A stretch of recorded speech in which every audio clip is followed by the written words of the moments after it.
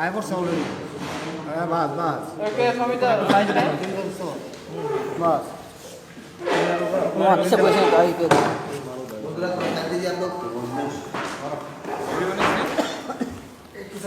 One missing है one missing কেমন কাজ কোন মিসিং नहीं पुलिस एफआईआर हां আমি হাতে থেকে খবর কই না আমি তো অফিসে আছি আমি এফআইআর সাইলেন্স কে তো তোর মোবাইল দিয়ে তুলতাম নেই ও তোলে মোবাইল দেখাই তোর তুলে পিছা কিংকর পিছা আরে কিদারে কাম করছো লাগো না যা যা দিন এই মামা আলে করো আল্লাহ কাছে করো Thank you, media friends, all the electronic media. কিংকর তোর আতাইতাছে কিংকর And we have invited you all here for the press briefing to tell you about the elections that was held yesterday. So, may I invite our chairman, Tripura, to kindly bring the media. नमस्कार किंकर भाई पूरा ना first of all मैं media के through I would like to thank each and every voter, हर एक व्यक्ति जिसने टीटीईडीसी इलेक्शन में वोट किया है। मैं उनको मीडिया के थ्रू हम भाई बोलना चाहता हूँ। द लाइन ऑफ हम भाई, थैंक यू, धन्यवाद कि आपने इस टीटीईडीसी इलेक्शन में वोट किया और वोट करके आपने अपना जो कॉन्स्टिट्यूशनल राइट है वो आपने किया, पालन किया। मीडिया से मैं एक बात बोलना चाहता हूँ कि ये जो पोलिंग टर्नआउट हुआ है त्रिपुरा में इस शायद पूरे इंडिया में अगर आप देखेंगे क्या हो रहा है बंगाल में, असम में, पुडुचेरी, तमिलनाडु में, तो त्रिपुरा में सबसे हाईएस्ट टर्नआउट हुआ है, वो भी टीटीईडीसी इलाके में। तो ये आपने जिसको भी वोट किया हो, सीपीएम को किया हो, आईएनपीटी को किया हो, जनजाति मोर्चा को किया हो, आईपीएफटी को किया हो, हमारे लिए तीव्रा मोथा आईएनपीटी को किया हो, टीपीएफ को किया हो, या फिर आपने नोटा भी किया, तभी भी आपका एक अधिकार बनता है। और मैं सबसे पहले आप पूरे त्रिपुरा के टीटीईडीसी के इलाके में जो वोटर्स हैं उनको थैंक यू कहना चाहता हूँ। दूसरा पॉइंट है कि हमने कल प्रेस कॉन्फ्रेंस इसलिए नहीं किया क्योंकि कल 11 बजे तक कुछ केंद्रों में वोटिंग चल रहा था और जैसे कि किला बागमा में रात के 11 बजे ही स्ट्रॉन्ग रूम बंद हुआ। तो जब तक हम अपने पूरा रिपोर्ट नहीं लेते हम आपके सामने नहीं आना चाहते। तो इलेक्शंस में कुछ जगह में वायलेंस हुआ है, रिगिंग हुआ है, attempt to stop voters to go to cast the votes, ये भी हुआ है। इसके लिए आज हम ऑफिशियली राइट करेंगे स्टेट इलेक्शन कमीशन को।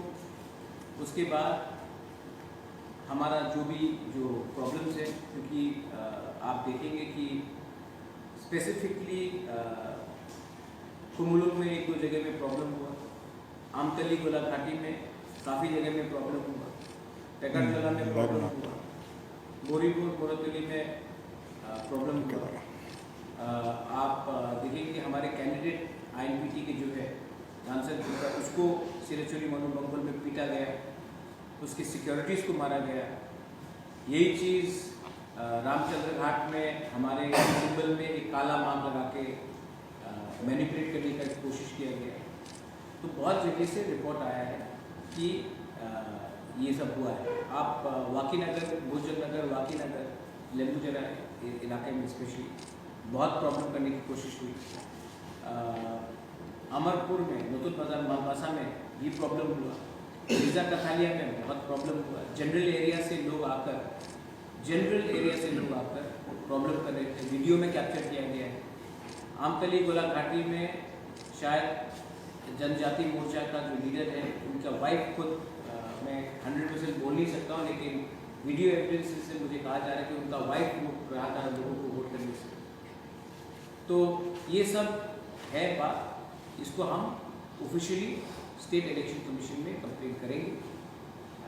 तभी भी लोग निकले हैं बाहर और उन्होंने निर्भय होकर उन्होंने वोट किया है। We want to thank all of them. हमारे अलायंस पार्टनर्स भी मेरी बात अभी विजय रामपुर से हुई है, वो अभी भी अपने एरिया में है क्योंकि उनका एरिया में भी स्ट्रॉन्ग रूम को उनको गार्ड करना है, लेकिन वो भी अपना थैंक यू, उनका हार्टफेल्ट विशेस सबको एक्सटेंड करते हैं। लास्ट मैं अपील करना चाहता हूँ, 10 तारीख को काउंटिंग होगा। उस दिन बहुत लोग कह रहे हैं कि वायलेंस हो सकता है। मैं as the chairman of Tipra फिर से क्लियरली बोलना चाहता हूँ कि वायलेंस नहीं होना चाहिए। मैं वायलेंस नहीं चाहता हूँ किसी तरफ से भी, और मैं अपने पूरे पार्टी वर्कर्स केडर्स को बोलूँगा कि आप शांति से इसका रिजल्ट आने दीजिए। रहा बात रीपोलिंग का, हम स्ट्रांगली अर्ज कर रहे हैं स्टेट इलेक्शन कमीशन को कि आप रीपोलिंग का फिर से जहाँ जहाँ में प्रॉब्लम हुआ है उसमें आप एक स्ट्रॉन्ग तरीके से विचार कीजिए। ये सिर्फ मैं नहीं बोल रहा हूँ, ये हर पार्टी बोल रही है। इसके लिए मैं स्टेट इलेक्शन कमीशन को भी ऑफिशियली ये बात बोलूँगा। Thank you. If there is any question from the media, I will be happy to answer. So you said about reporting. How many votes are being taken?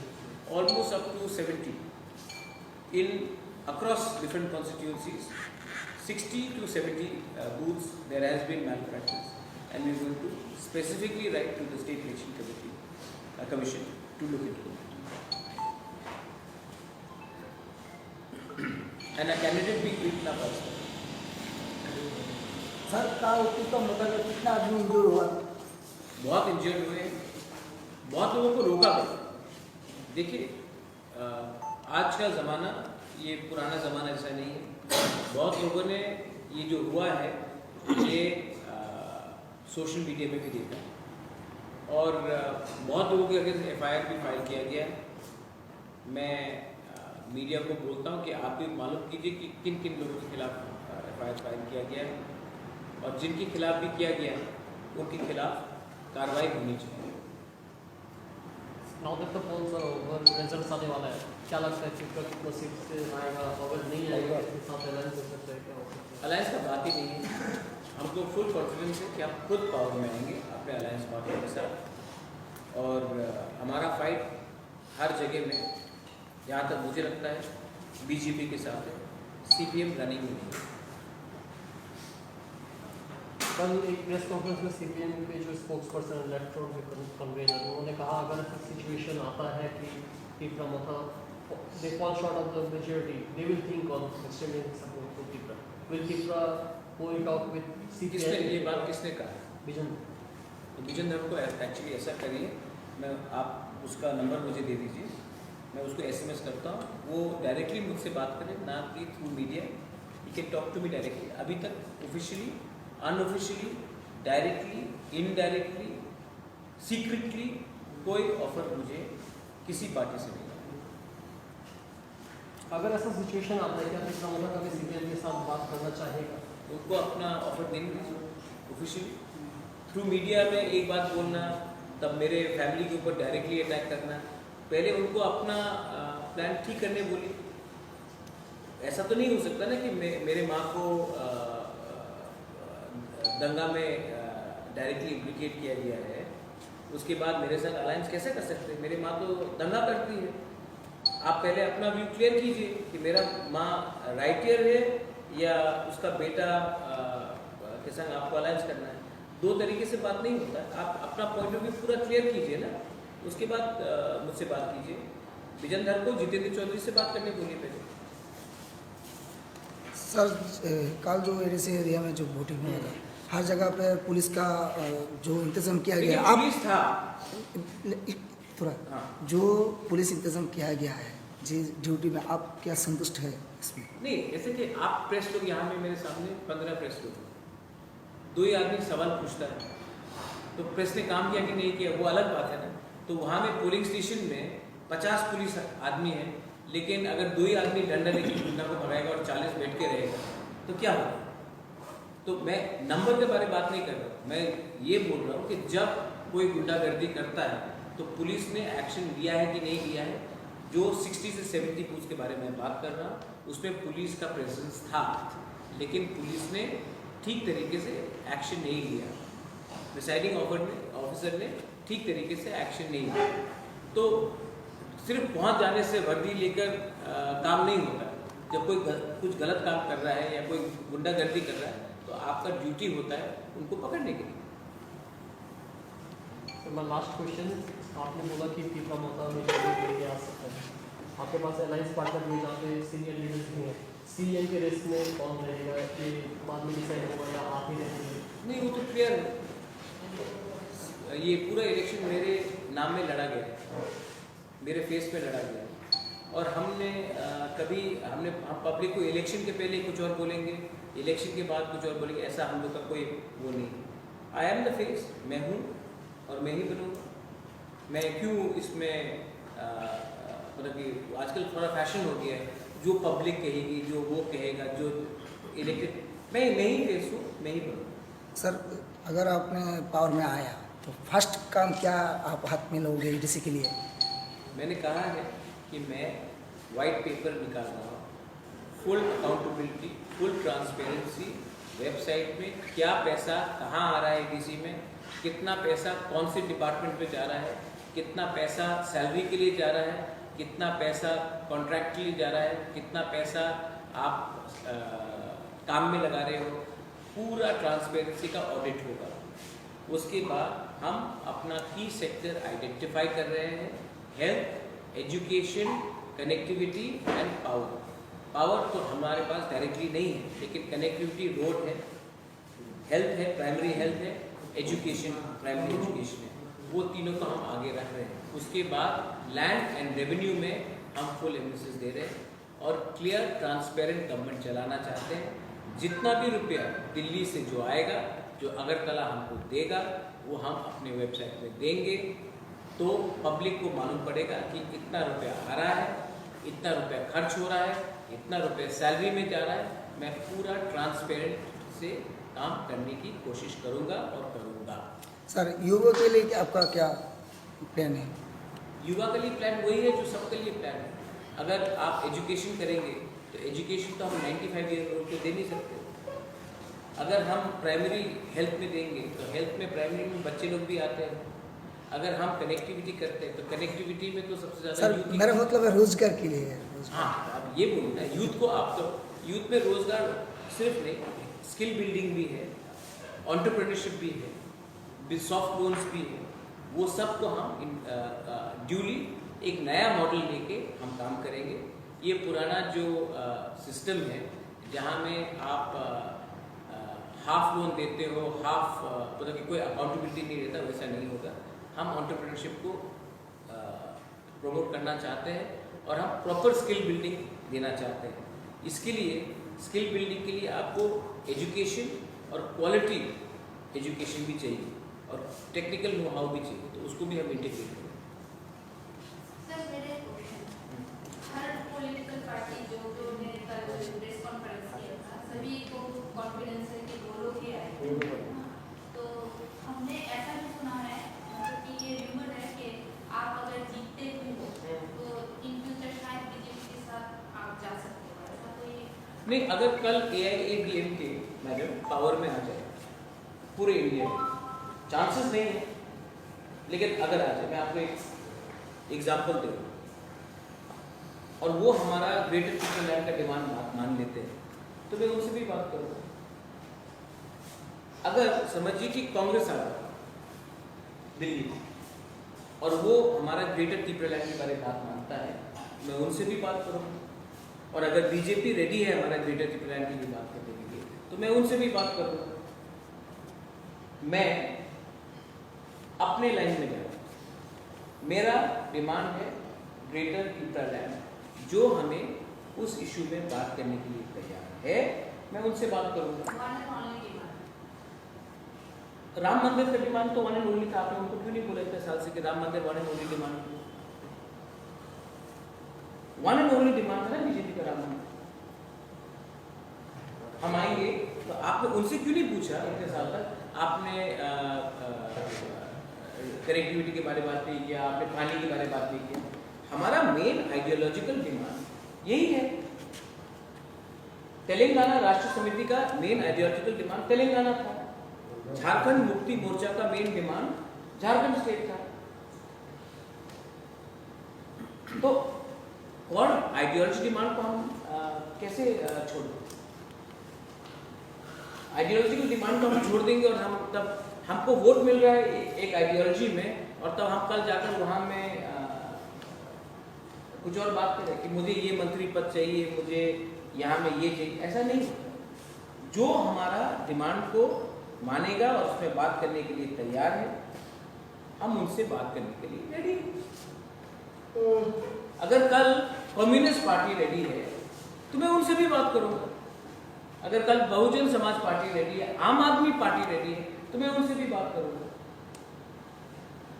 मुझे समझ में नहीं आता कि त्रिपुरा में हमको लगता है कि हर चीज ब्लैक एंड व्हाइट होना चाहिए, कुछ ग्रे नहीं हो सकता। क्या ऐसा नहीं हो सकता कि बीजेपी सीपीएम को छोड़ के और कोई इंडिपेंडेंट आदमी अपना व्यू करेंगे? ऐसा तो नहीं है ना कि मुझे धर्मेंद्र और अमिताभ बच्चन की पिक्चर हर फ्राइडे को देखना है, शायद मुझे इंडिपेंडेंट पिक्चर भी देखना हो। तो ये जो सवाल, I am not specifically speaking about you, but ये सवाल मेरे पास बहुत बार आ चुका है कि आप बीजेपी के संग हैं या सीपीएम के संग? मैं क्यों दोनों के संग? जो मुझसे रेडी है मेरा डिमांड में विचार करने के लिए, मैं उनके संग बात करूंगा। इसमें सोचने का क्या है? इसमें मुझे समझ में नहीं आ रहा। आप क्या पाकिस्तान के साथ हो या इंडिया के साथ हो या बांग्लादेश? अरे कोई इंडिविजुअल भी तो एक ओपिनियन रख सकता है, एक पार्टी का इंडिविजुअल सांसद तो हो सकता है।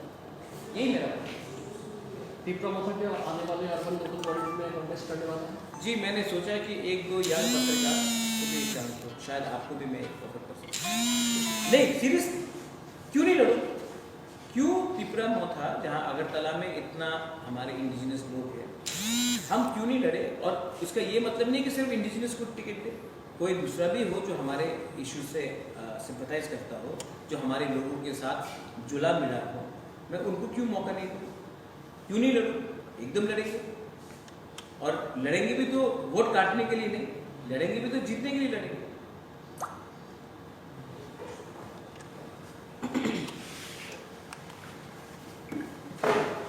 आज तक जो अलायंस हुआ है, हमेशा नेशनल पार्टी रीजनल पार्टी के संग 20 सीट पे अलायंस करता है। तो क्यों नहीं हम 40 सीट में भी अलायंस करें? ये क्या मैसेज भेज रहे हैं कि सिर्फ 20 सीट में ही अलायंस होगा और 40 सीट में अलायंस नहीं होगा? क्यों? क्योंकि जनजाति सिर्फ जनजाति के बारे में बात करें। ये गलत मैसेज है। हमको लगता है कि हमको सब जगह में बात करना चाहिए। मुसलमान के लिए बात करना चाहिए, बंगाली के लिए करना चाहिए, जो हिंदुस्तानी है उनके लिए करना चाहिए, जो नेपाली है, जो मणिपुरी है इतने साल से यहाँ में, सबके लिए बात करना चाहिए। ये जो आइडिया है कि हमें सिर्फ यहीं तक हमारा सीमा बंद होना चाहिए, ये गलत बात है। हमारा सीमा 20 सीट से भी बाहर निकलता है। और आज I am telling you again, हम इलेक्शन कमीशन से मिलेंगे, ऑफिशियली हम बोल रहे हैं, और उसके बाद हम पुलिस से भी मिलके रिक्वेस्ट करेंगे कि 10 तारीख को शांति से काउंटिंग हो। हम नहीं चाहते हैं कि इलेक्शन के बाद कोई वायलेंस हो, कोई दंगा हो, और जो कॉमन पीपल है जिसका कोई पॉलिटिक्स से लेना देना नहीं है, आपने वोट किया बस, आपका कोई पार्टी होल्डर नहीं, पोजीशन होल्डर नहीं, उनको कष्ट नहीं होना चाहिए। 10 तारीख को इलेक्शन खत्म होने के बाद हमने ये भी देखा है कि त्रिपुरा में कोरोना बढ़ रहा है और हम स्टेप्स नहीं ले रहे, तो हमको लगता है कि इसका भी हमको अभी ध्यान देना चाहिए। 2 तारीख के बाद पश्चिम बंगाल में इलेक्शन खत्म होगा, उसके बाद पूरा इंडिया लॉकडाउन करने से शायद देरी हो सकता है। इसके लिए हमें 10 तारीख के बाद बहुत रिस्पॉन्सिबली काम करना है, एक साथ होकर काम करना है, तू मैं नहीं, एक सिंगल यूनिट करके। कोरोना मुझे मेरे पार्टी वर्ग को भी लगेगा, बीजेपी को भी लगेगा, सीपीएम को भी लगेगा, कांग्रेस के भी 2-3 लोग जो बचे हैं उनको भी लगेगा। इसके लिए ये सब एक संग ही टैकल करना। Thank you.